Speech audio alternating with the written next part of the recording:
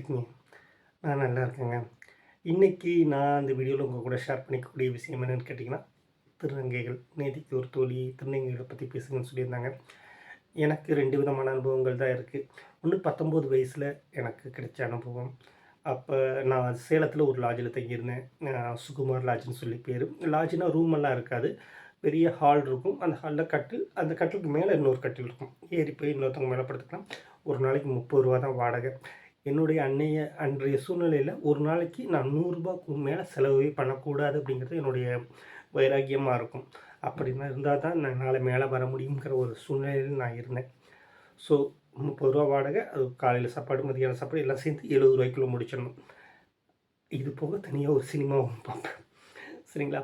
வாழ்க்கை கஷ்டம், நஷ்டம்லாம் எதுவுமே கிடையாதுங்க. ஒவ்வொருத்தருடைய வாழ்க்கையும் அப்படித்தான் இருக்கும். விஜய் சேதுபதி பிக் பாஸ்ல சொல்ற மாரி, கோடி ரூபாய் சம்பாதிச்சதுக்கப்புறமா எனக்கான கடன் இருந்துகிட்டே இருக்குங்கிற மாரி, வாழ்க்கையில அந்தந்த சக்திக்கு ஏத்த மாரி அந்தந்த சமயங்கள்ல அதுக்கான பிரச்சனைகள் இருந்துகிட்டே இருக்கும். ஸோ, நான் எல்லா சமயங்களையுமே என்னுடைய வலிகளையும் சேர்த்தே கொண்டாடி இருக்கிறேன். சரி, அத விடுங்க. அந்த டாபிக் விட்டுருவோம். ஆ எனக்கு மேல ஒரு பையன் வந்து தங்குறாப்படி. எனக்கு அப்போ 19 வயசு தான் இருக்கும். மேல ஒரு பையன் வந்து தங்கிறாப்படி.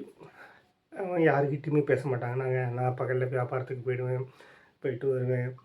யார்கிட்டயும் பேச மாட்டான். எங்கேயுமே போமாட்டான். அந்த லாட்ஜ் வந்து கொஞ்சம் ஒரு மாதிரியான லாட்ஜ் தான். ரூ.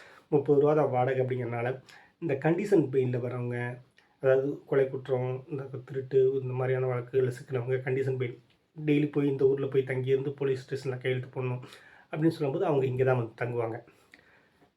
ஏன்னா வாடகை கம்மி, கீழேயே சின்னதா ஒரு ஹோட்டல் இருக்கும். சாப்பாடு செலவு எல்லாமே கம்மியா இருக்குங்கிறனால. ஏன்னா மேக்ஸிமம் லாட்ஜ் அப்படிங்கும்போது பலதரப்பட்ட முகங்கள் எல்லாருமே நல்லவங்க அப்படின்னு சொல்ல முடியாது. யாரும் யார்கிட்டயும் பெருசா பேசிக்க மாட்டாங்க.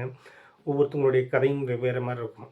என்கிட்டலாம் ஒருத்தர் 3 நாள் சாப்பிட்டுக்கிட்டும் ஒரு 3, 4 நாள் பழகிட்டு சாப்பிடும்போது, "என்ன விஷயமா வந்திருக்கீங்கன்னு?" நான் நார்மலா கேட்குறேன். "இல்லைங்க, என் ஒய்ஃப் மேல சந்தேகப்பட்டு கொன்னுட்டேன்" அப்படின்னாரு. சொல்லிக்கிட்டே அவர் அழுக ஆரம்பிச்சிட்டாரு. என்னால அதுக்கு மேல சாப்பிடவே முடியல.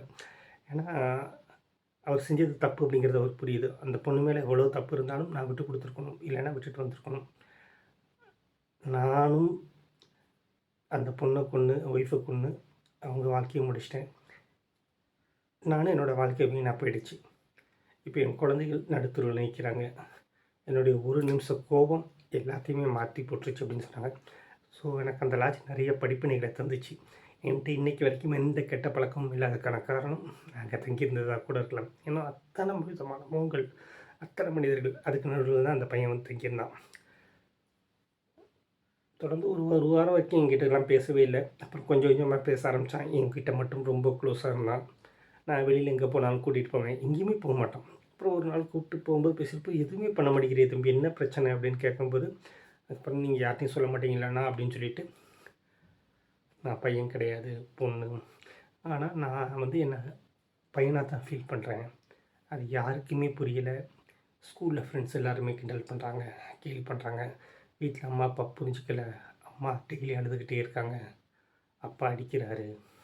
நெறைய என்னால அத அப்ப புரிஞ்சுக்கவே முடியல. அவங்களோட வலி என்னன்னு எனக்கு தெரியல. நம்மள பொறுத்தவரைக்கும் சினிமாக்கள்ல கோடானு கோடி, கூடுற வேலை இந்த மாரி பாட்டு பாடி அவங்கள அப்படி தான் பார்த்துருக்கோமே ஒழிய, அவங்களுடைய நிஜமான வலியோ, நிஜமான வேதனையோ என்னால அப்ப புரிஞ்சுக்கவே முடியல. 19 வயசு தான். யார்ட்டயும் சொல்லிறாதீங்கண்ணா அப்படின்னாங்க. நான் செஞ்ச ஒரே நல்ல விஷயம், அத பத்தி யார்ட்டயுமே நான் எப்பவுமே ஷேர் பண்ணவே இல்ல. அதனால யாருக்குமே தெரியாது. அப்புறம் ஒரு 2, 3 நாள் இருந்தாங்க.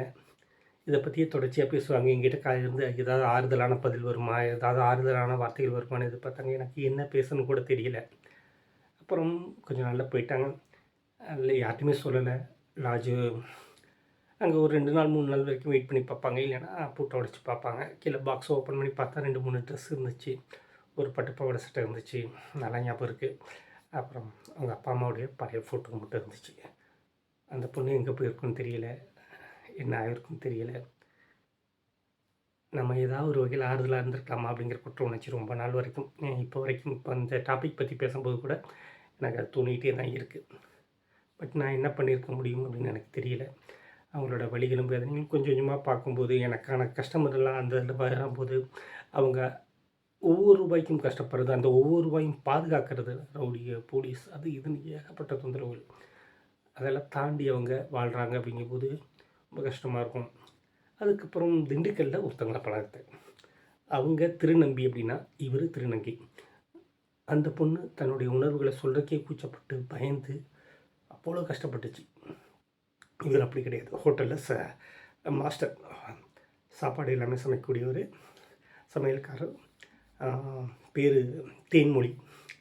அவரோட ஒரிஜினல் பேர் சொல்லவே மாட்டார். நான் என்ன பொண்ணா உணர்றேன், நீ என்ன பொண்ணா மட்டும் பாருடா அப்படின்னு சொல்லுவார்.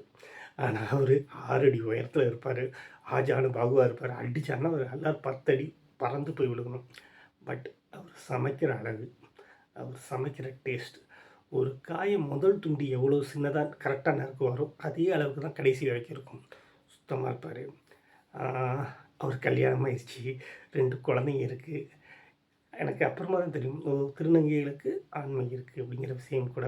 2 குழந்தைங்க இருக்குது. இன்றைக்கி வரைக்கும் செலவுக்கு ஒரு அந்த பொண்ணு அவங்க ஒய்ஃப் வந்து இவர் இப்படி ஆகிட்டதுனால இன்னொரு கல்யாணம் பண்ணிட்டு போயிட்டாங்க.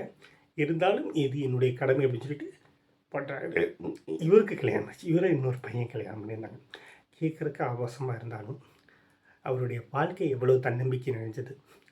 இந்த நம்ம வந்து நம்மளுடைய பாலினம் மாறினா இந்த உலகமே நம்மளை தப்பாக பேசும், கிண்டல் அடிக்கும், கேலி பேசும்.